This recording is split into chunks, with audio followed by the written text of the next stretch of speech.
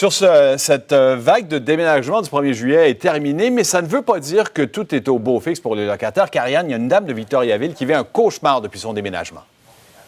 Oui, Richard, et ça nous rappelle à quel point c'est important de connaître ses droits. Je suis présentement dans ce logement, rue Saint-Paul, du côté de Victoriaville.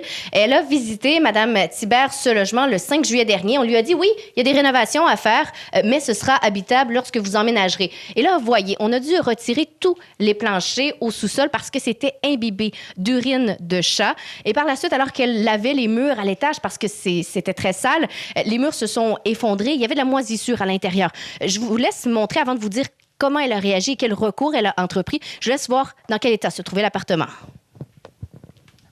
La moisissure, on la sent, l'urine, l'ammoniac, là, j'étais en train de, on peut le voir, en haut, j'ai commencé à acheter tout ce qui était en dehors des sacs, c'est dégueulasse. Là. Pendant que les gars ils font des déménagements, moi, je commence à sabler en haut. Est-ce que vous avez vu le mur? Puis c'est là que le mur a tombé en sablant.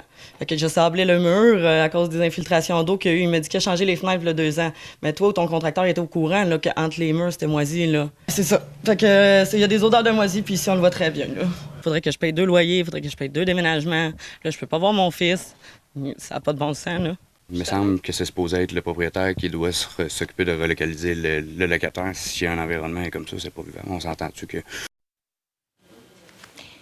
Et Richard, il faut mentionner que la dame a fait ce qu'il fallait parce qu'elle a un enfant de 6 ans qui ne peut pas vivre dans de telles conditions. Il y a de la moisissure, on sent l'odeur vraiment nauséabonde. Alors, ils sont présentement relocalisés chez des amis, mais elle dit que ce soir, elle devrait faire affaire avec la Croix-Rouge parce qu'ils ne peuvent pas dormir ici. Alors, elle a envoyé au cours des dernières heures un avis d'abandon pour dire qu'elle ne veut plus avoir de lien avec ce logement. Elle a également envoyé une mise en demeure au propriétaire en demandant d'être dédommagée, notamment pour les frais de son déménagement et pour les travaux qu'elle a déjà entrepris pour la semaine de congé qu'elle a pris également pour tout nettoyer. Alors, c'est à suivre à LCN cet après-midi. Je vous fais entendre des experts qui, effectivement, vont parler de la méthode à suivre et des recours que peuvent utiliser les locataires. Quelles conditions. Merci, Karianne.